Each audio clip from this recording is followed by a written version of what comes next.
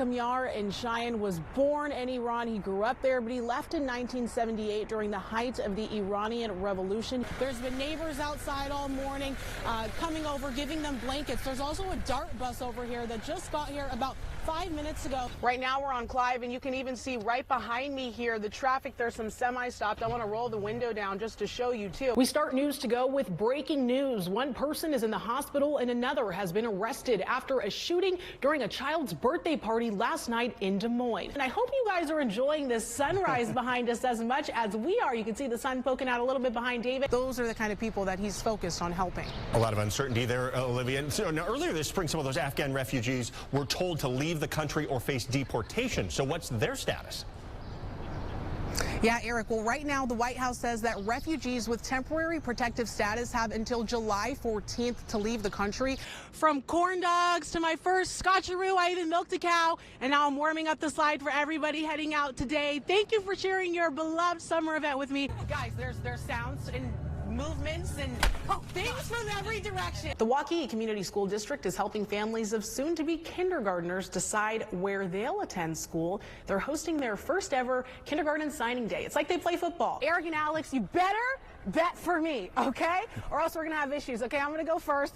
Adam will go second. Let's see. I used to play basketball, so I'm trying not to embarrass my dad right now. Okay, who's my coach? Let's see.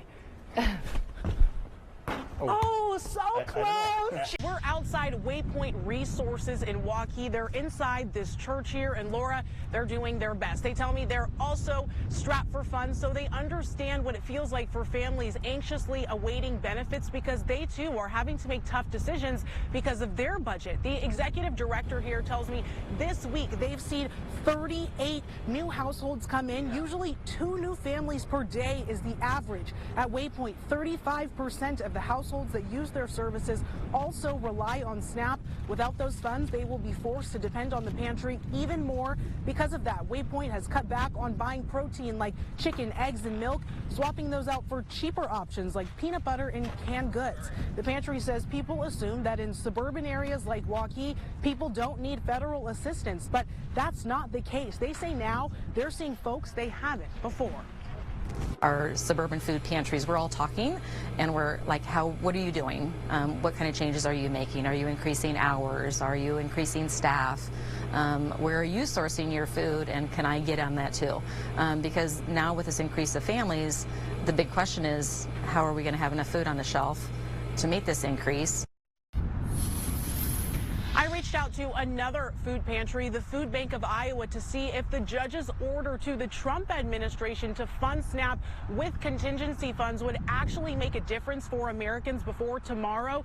The summary, things like that take time, and it's unlikely a change would happen before November 1st. President Donald Trump is giving a speech about energy and the economy just down that way. This cafe is less than a mile away from where the event center is. I'm asking folks inside what they're hoping the president will address. Thank you. The farm economy definitely needs to be addressed to counteract the low prices of corn and beans. Paul Ferguson works in agriculture. He voted for Trump and says he's happy with him, but thinks more can be done to help farmers. The input costs are sky high. The energy is getting better, so diesel prices are slowly coming down. Paul's friend Carrie also works in the ag sector and hopes the president can find an open market for soybeans, one of Iowa's largest exports. The farm crisis is hurting families across the country. Tariffs on inputs like fertilizer are still affecting farmers' bottom line. I think the fertilizer industry is something to look at. And amid ice raids and violence to the north in Minnesota, I asked if either hope Trump will address the chaos in his speech. If Minnesota would help ICE and cooperate with ICE, we wouldn't have this problem. I think it's kind of a mess right now, and it's really sad, and I hope they figure out better ways to handle the whole situation. Have a great day. Tuesday, Wednesday, have a nice day. Thursday, and Friday. As the sun rises, Kent Proudfit takes his spot at the intersection of 142nd Street and Meredith Drive in Urbandale. They kind of look for me if I'm not catching all 4 corners, which is hard to do. Got to be like a swivel head. To wave good morning and well wishes to those starting their day. Have a good day at school. He calls it my walking and waving ministry, so. He lives just a mile down the road. Each morning, he leaves his house around 5:30 and waves for 3 hours until the morning rush is over. Kind of gives me more of a purpose in life. I'm retired. And Ken's been taking morning walks for a while and says whenever he'd hear a car, he'd always turn around and wave. I do have my regulars, like, have a good day at school! That's when he got his bright idea. I'm really doing it for the Lord's glory. So, and these people that have some bad days and maybe some good days, of course. Hopefully their good days are better than their bad days. Hey, have a great day! Because of him, those that pass have been having better days. I had a lady pull over here last week and said, hey, keep doing what you're doing. She says, I have a crappy day. And she says, you really make my day and started off right. So that's really what I want to do. And the kids feel the same way. He gets handwritten notes every day from those on their way to school. You got something for me. Well, thank you. You have a blessed day now, you kids, okay?